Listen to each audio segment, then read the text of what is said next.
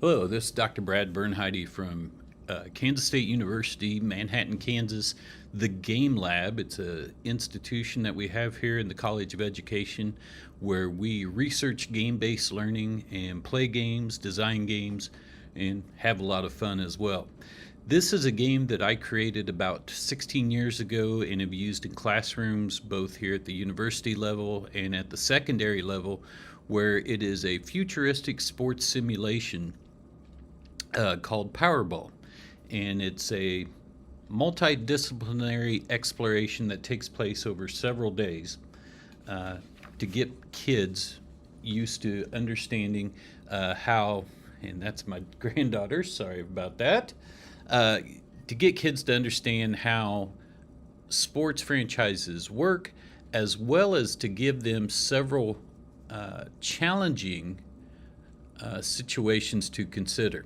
So we start off with just an introduction of the sport, decisions that need to be made immediately, and we jump into a supply list of logistics. Each of the teams that are going to be needed, or franchises, are going to need a set of dice from D30 clear down to D4. A lot of handouts that we're going to have here to drive the narrative, as well as writing utensils. And with classes that are a little bit big, we're going to have 8 franchises here. The 8 franchises, let's say we have 24 kids in the class, we're going to have a general manager, an operations executive, and a financial executive. If you're in a class with even more kids, you could have one person be the coach, and kind of have them cooperatively divide up the tasks that occur in the simulation. Here's a recommended calendar to follow. On day 1, we'll introduce the simulation, hopefully get franchises established and located, and then we'll talk about how the game is played as well as the draft. Second day, we'll have a snake draft. Franchises will randomly go in order, and then the second round it'll be in reverse order, back and forth. The subsequent years, it'll be a straight draft, much like American sports franchises or Indian cricket uses, where it's the team that was lowest ranked gets the first pick every single round. From there, we'll play year 1 out. We'll do some front office work during this. There will be a dilemma at the end of year 1. We'll have the second year draft, go to year 2, do that, all the way down through 4 seasons, and then we wind up with a wrap-up and debriefing. So we'll explain the simulation, locate the franchises, and then the teams will get to look at the draft booklet. And so when they go to locate the franchises, they're given this sheet here. There are 12 different franchises available for the 8 teams, or 12 cities for the 8 teams to pick. They have different mechanical and different game flavor uses.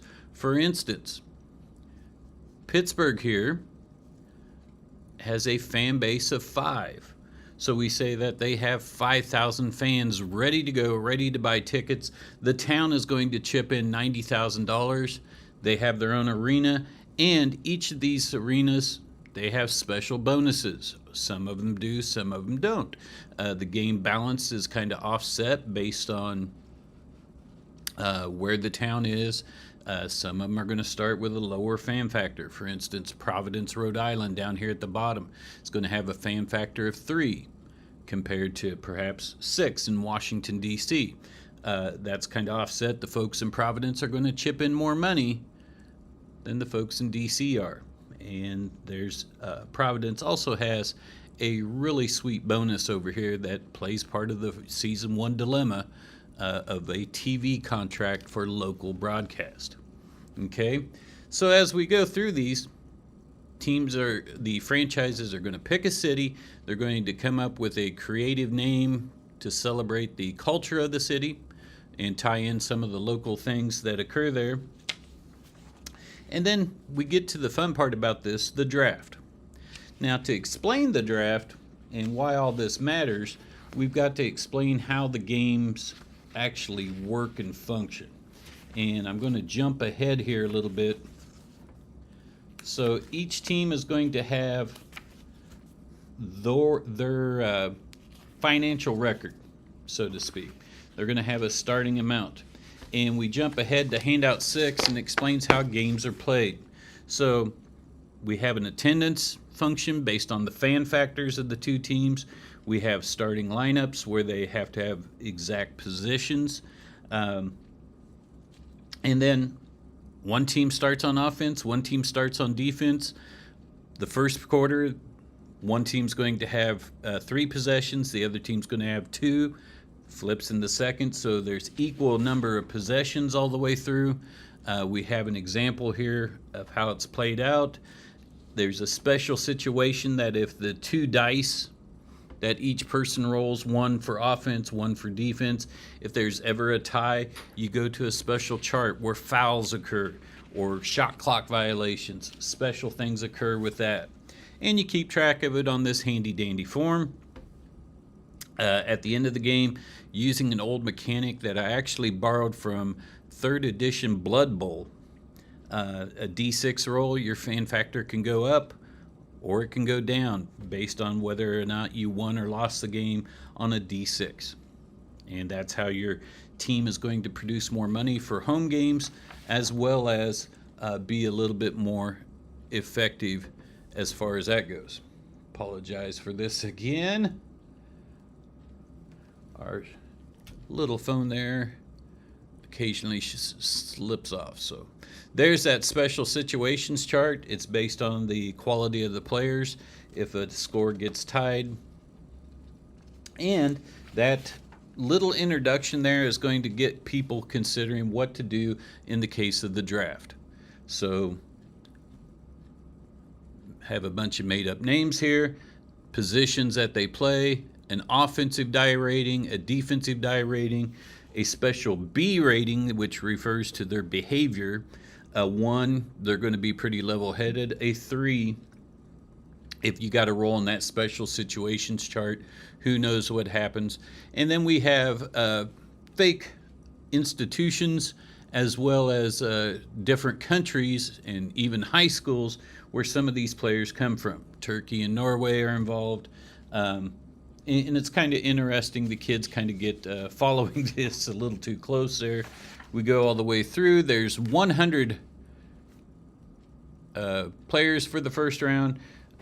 We have kind of building a little bit of the lore there, the different colleges where the athletes are from. And then we have coaches, and each team needs to select a coach based on what little salary they have. In addition, during this first season, the business part of this, your team has to make a promotion and mascot. And so they're going to come up with uniforms, a mascot, just kind of building on their culture that they are looking at on where they start their town. We teach them to keep track of their financial records. And it's rather simply done there. They have their starting wealth, revenue for away games. They get 10 grand for each away game. It's kind of interesting. The first year, a team might have 4 home games and 3 away in a 7-game season. The second year, that's going to flip-flop. So they'll have 3 home and 4 away. So it can be a little tight for some of these the first go-round.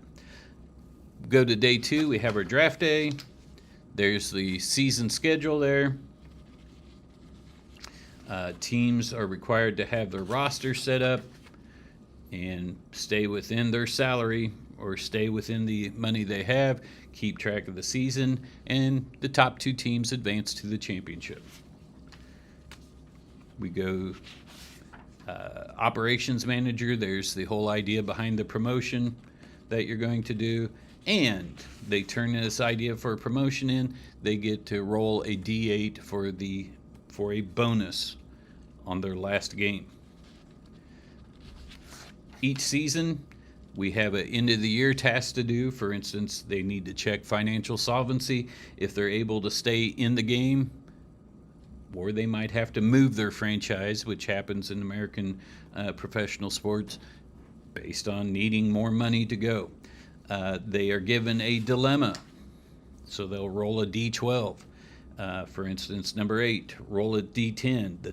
whatever player comes up on the roster based on number down, they demand a trade or they're not going to play for you.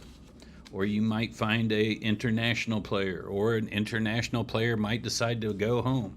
So there's all sorts of things there.